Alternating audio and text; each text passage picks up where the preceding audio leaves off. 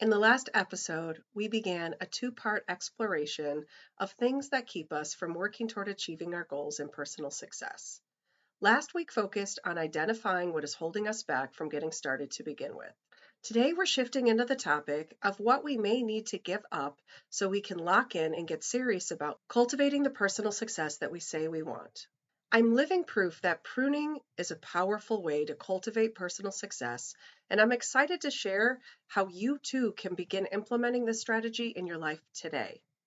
And as painful as this cutting analogy sounds, I promise that you'll thrive once you make some simple and strategic adjustments. In today's episode, you'll get a better understanding of how pruning fits into our planning process. You'll hear about my own pruning experiences, and you'll gain some tips to trying this out in your life today, wherever you are in your planning process and journey. Do you crave better self-esteem and confidence but feel stuck in a fog of uncertainty?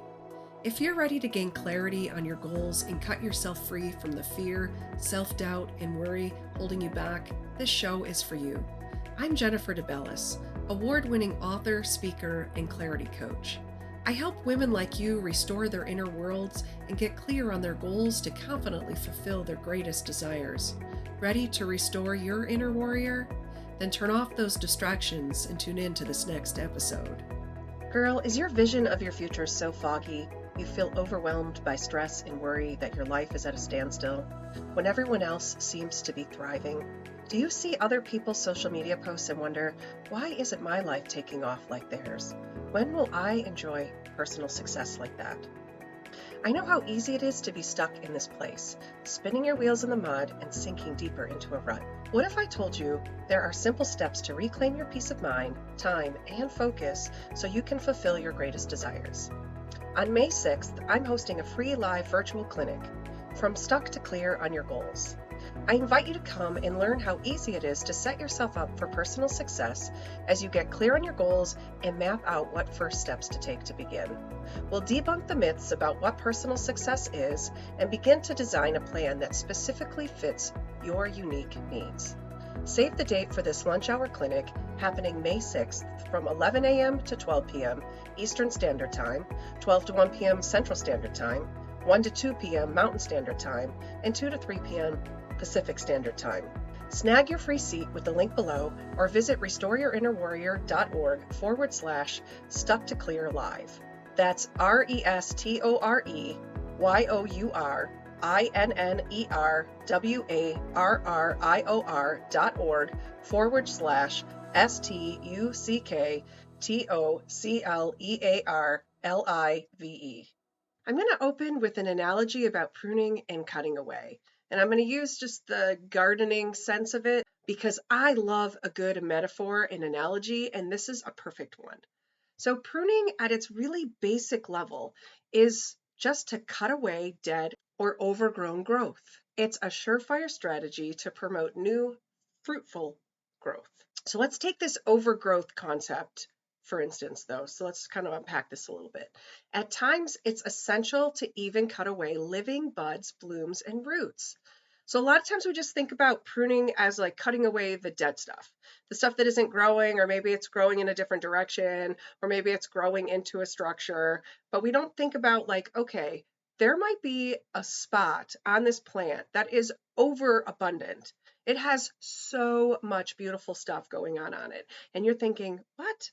Why the heck would I touch this perfectly good, fruit-bearing, luscious branch?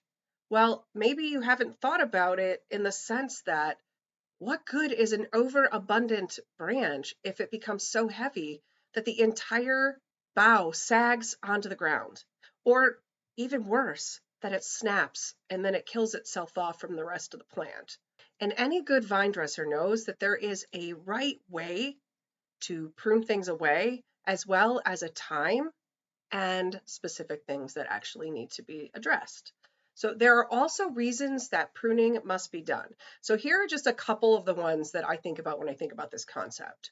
And I love to garden. I love to get in there. So in previous episodes, we've talked about like the mind, body, and spirit connection and how we can get alone with nature and really infuse our body, mind, and spirit all at the same time by just like getting re-energized from the earth, but also all the wonderful benefits that come along with that. So I love to garden, so that's a thing that I do, and you got to find your own things. But when we're talking about gardening, I think about three kind of categories. And the first one is maintaining and improving the health and the output of the plant. The second one is restricting the plant's growth or its invasion into other areas that interfere with other plants or other structures. So like you can't let your tree or the roots grow into your house, for instance. You got to deal with that stuff. And then the third thing on my list is training.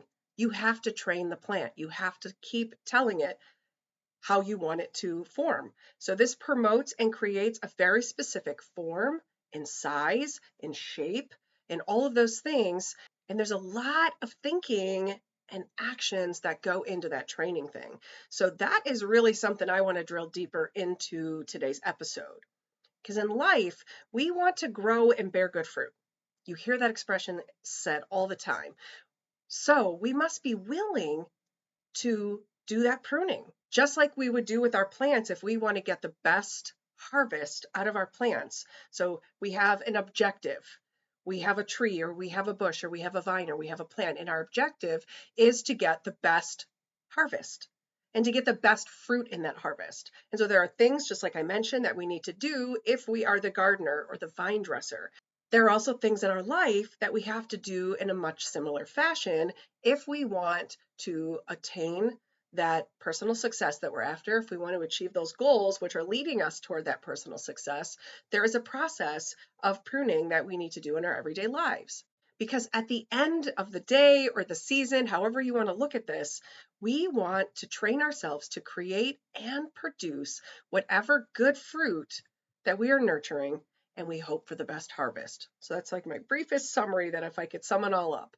So I want to talk to you about a couple of stories, because as I was thinking about this topic, I remembered the first time that I really had to do this intentional pruning thing, that I was aware of it. I know a lot of times we just do things and we don't realize like, oh, I was doing that. I was pruning things out of my life.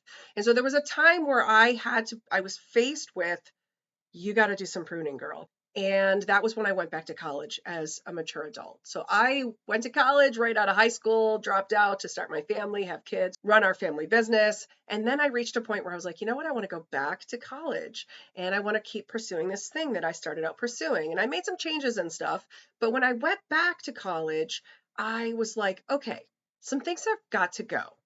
You have some habits and some things and maybe even some behaviors that you got to cut away from your life. So one of the first things that I did was, I need more time. I literally need more time because I'm going to have to do homework. And as an English major, there is a ton of reading and analyzing and responding to literature. And so I needed to carve out a lot of time. And my kids were still small, so I couldn't just be like, okay, everybody fend for yourselves. So I had to really be strategic about that. And one of the first things that I did was did a inventory of my life. Like, where can I free up time that isn't going to affect me in the other areas where I'm trying to have personal success? And so one of the first things I thought of was, you don't need TV. And this was kind of back before social media was taking over our lives. So I had a few shows. I didn't watch a ton of TV, but I had a few shows that I followed. And right away, I was like, you're done. And so I gave it up. There was no place in the current plans that I had to produce any good fruit out of watching TV. Another thing was behaviors. So if we think about, we're always trying to think about pruning, let's take this analogy to another level here and say that sometimes we have to prune away behaviors that we have, things that we do, or ways that we behave. And so in this case also, I also had to temporarily cut back on like going out with friends and traveling, because I again had to invest those resources and that time into my education. And I knew that it was a season. So some of the things that I was giving up, I wasn't like, I'm giving it up forever. But the interesting thing happened is that I really stopped watching TV. And fast forward over a decade later, I still have to like tell myself, you should watch this show, or people tell me I should watch particular series, and I'm like, okay, you should sit down and watch this when it's super, super late at night. And there are shows that sometimes I'll binge and I pay for it later because I'm already starting to watch it at 11, 12 o'clock at night. And now you're like, you can't just watch it one episode and two, and like, oh, I'm just going to get into the third episode and just make sure things.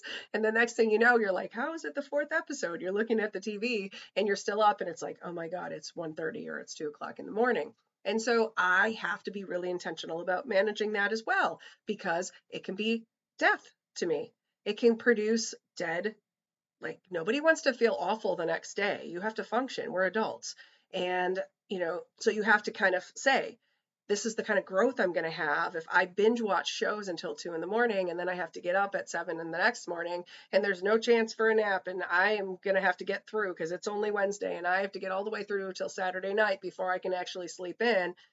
Then you can start to see where that could be problematic. And that was just one night. So it was really awesome to see how when I cut that away, I started to thrive in different ways. And I was able to successfully achieve these things that I set out to achieve. And it wasn't just the freeing up of time, it was also what I was taking in.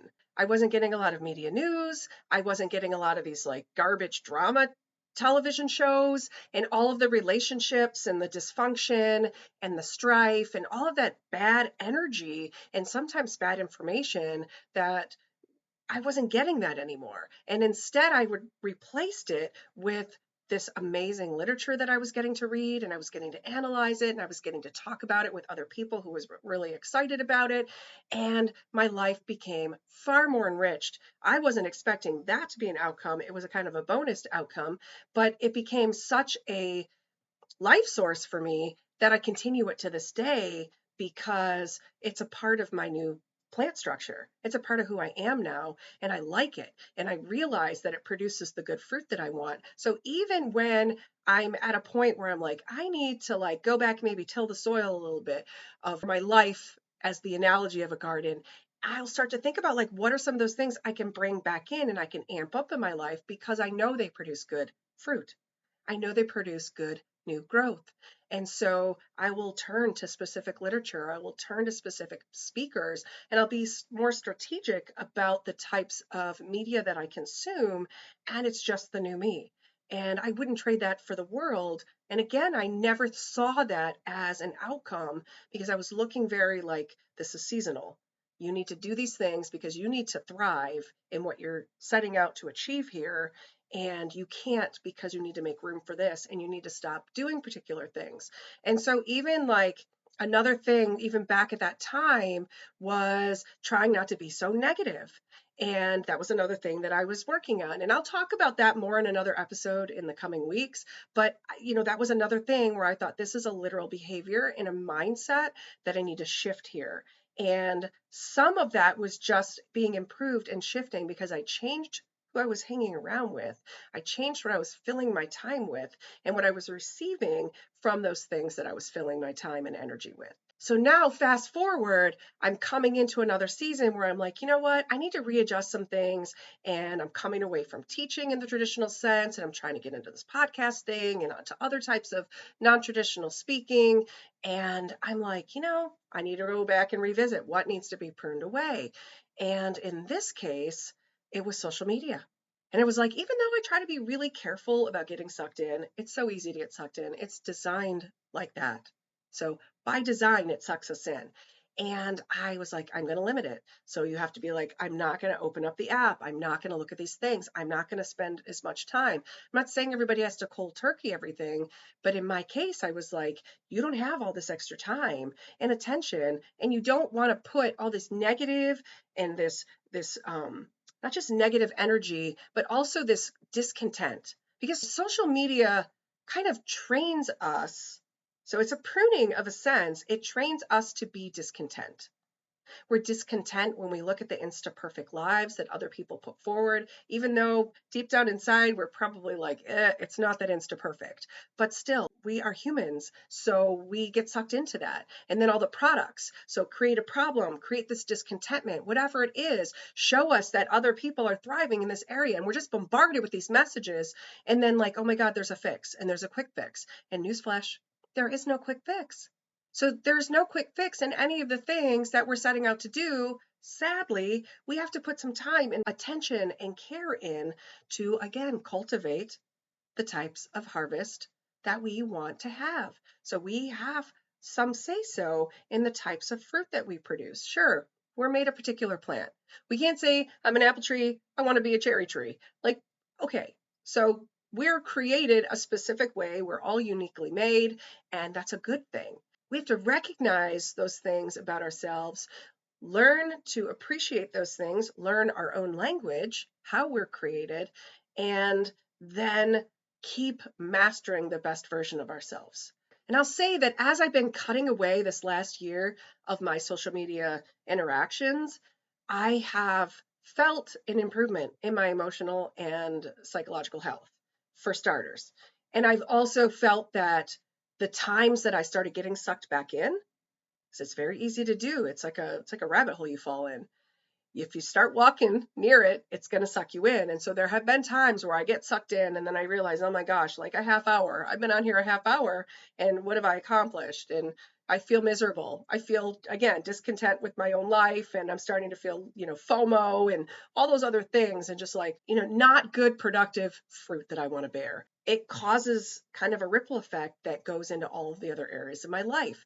And I think it's harder for us to recognize that when we're caught up in it and we think, oh, it's not affecting us. So, as today's episode suggests, what are you willing to give up right now as you work toward achieving your goals and personal success? So, I just went there. Everything that we try to consume to help us learn the strategies and the tips and the secrets for how to achieve the things that we're setting out to do, every single thing is only as good as you're willing to put it into practice. And I'm talking about take the kind of big risks kind of practice where you're like, okay, maybe I don't want to take like high stakes big risks. So maybe I'm not going to change my entire career right now and go into a completely different field where I need to go back to school. Maybe that's a little bit too much to take on right now. But maybe you scale it down a little bit and you say, okay, I'm going to take some big risks with smaller stakes. So I might try some hobbies. I might try some things. I might join a group. I'm just building off of my going back to college example. So we can kind of fill in the blank and use this in any scenario. But if we're talking about like, okay, maybe I want to take my extracurricular or take my career in a slightly different way, what am I willing to do to be successful? So in order for me to have success, to achieve these goals that I set out to achieve, to ultimately experience that personal success that I'm craving, what am I willing to cut away, to prune away from my life right now? It could be something that's taking up your time. It could be something that's taking up your focus. Remember, there are the behavior patterns that I was talking about. So it might be a way of thinking. It might be a way of operating in a particular environment. It might be a literal thing like TV or social media that you need to cut out, or that you need to come up with a plan, that you limit it. I have friends who are also published authors and who are speakers, and they say, I put myself on do not disturb while I'm doing these particular things. So they don't hide their phone, but they put themselves on do not disturb. So all of their notifications are turned off. They do not have notifications turned on to the device that they're actually using to do something. So they're unplugging from that stuff to just work on their novel, or to just work on those poems or those short stories, or whatever it is that they're setting out to do. If they're writing a speech because they're a keynote in 2 weeks at some great big event that they've dreamed about being at, you have to be strategic.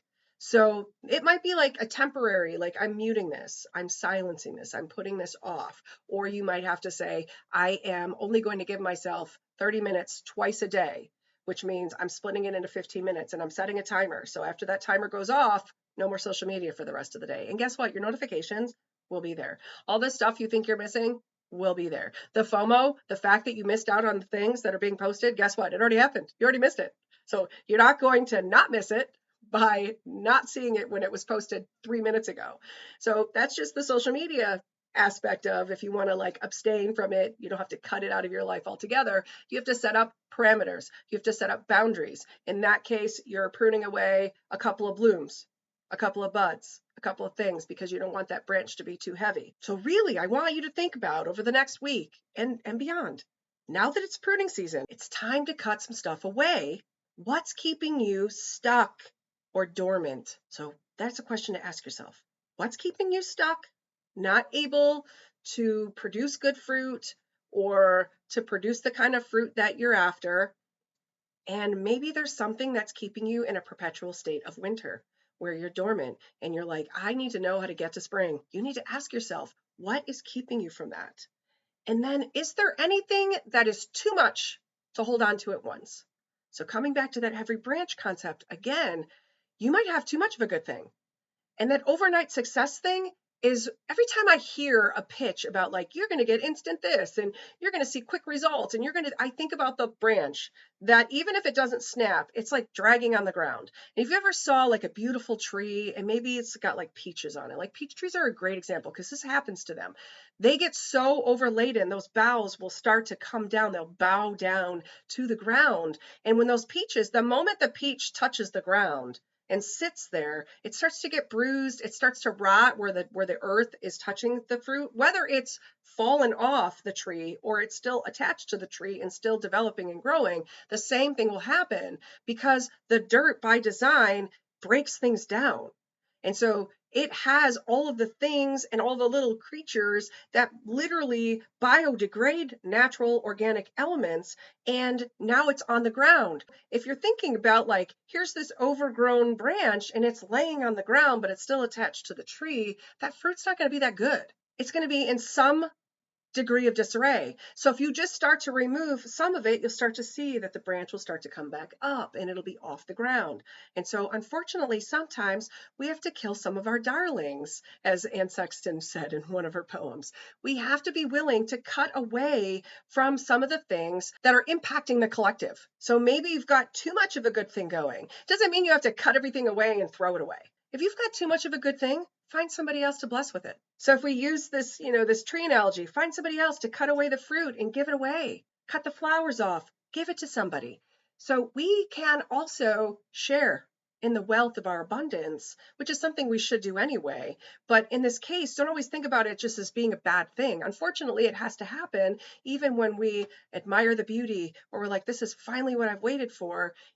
And then now you want me to cut some of it away and you want me to look at it and decide which ones I'm going to actually prune away, which ones get to stay and which ones get to go. Like I've been wanting all of this.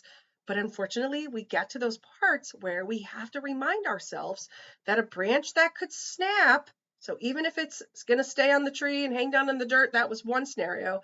But the threat is always that it could be of load too big to bear and that branch is going to snap. And then it's gone. It has cut itself off from the tree, from the plant, from its life-giving source. And the moment we cut ourselves off from the life-giving source, we start to die. Even if we can have a shelf life. So like a piece of fruit has a shelf life. It can fall off the branch and it can live. It's still going to start to degrade when it's sitting out there and it's exposed to the air and it doesn't have the resources that it had when it was connected to the vine. So the moment we snap, we're cut away. So then we've pruned ourselves away by not doing the pruning.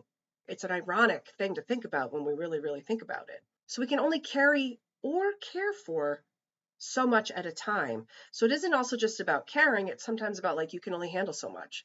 That's why when you see great successful businesses start to explode, they immediately have to build a team. So we can only care individually for so much before it breaks us. And then again, if it breaks us, it's cutting us away. So we need to take care to prune what needs to come away before we get pruned away altogether. And something interesting that I want to share with you in closing here is that if we don't take care to prune some things at the right time, because there's a time for this, we risk that sudden death, so to speak, or we risk that sickness, which is that slow decay and inevitable death. So we have to also, not only do we have to be good vine dressers in our lives, so we have to be really protective of the things that we're trying to achieve. So we have to build the fence around it. So we have to prune away what needs to be pruned away, and then we have to try to keep out what shouldn't be there to begin with. As we're parting ways today, I want you to think about how can you start to go back and answer some of these questions, and then how, even if just after 1 week, does your life feel? How are things working in your everyday life? Are you getting closer to achieving those goals? Do you feel kind of a dead weight lifted off of you? Do you feel more energized? Do you feel like you're thriving? Do you feel like you can see and focus better? Do you feel any of these things? I mean, it's hard to measure. We're not looking at, can we measure personal success in 1 week or achieving goals in 1 week? No, but we can certainly recognize that we're on the right track. We can certainly recognize the landscape that we've now cultivated when we're standing in it. We know this is where I'm supposed to be. This is where things are going to just thrive. And so I want you to at the very least, cultivate that space this week where you can start to feel and see and sense that these things are all coming together, and to know with bold confidence that they're definitely going to help you achieve those goals that you're setting out to do, and they're going to help you achieve that ultimate personal success that you're after. So be blessed and be encouraged as you go through your week. Well, girl, I hope you enjoyed today's episode. If so, follow my channel and share it with friends who also want to restore their self-worth and confidence. And if you're ready to get clarity and big picture vision on your goals, consider booking a one-on-one coaching session with me. Find a link in the show notes below to book a session. And as you go through your week, may your empowered spirit, heart, and mind guide you. Catch new episodes every Saturday. Ciao.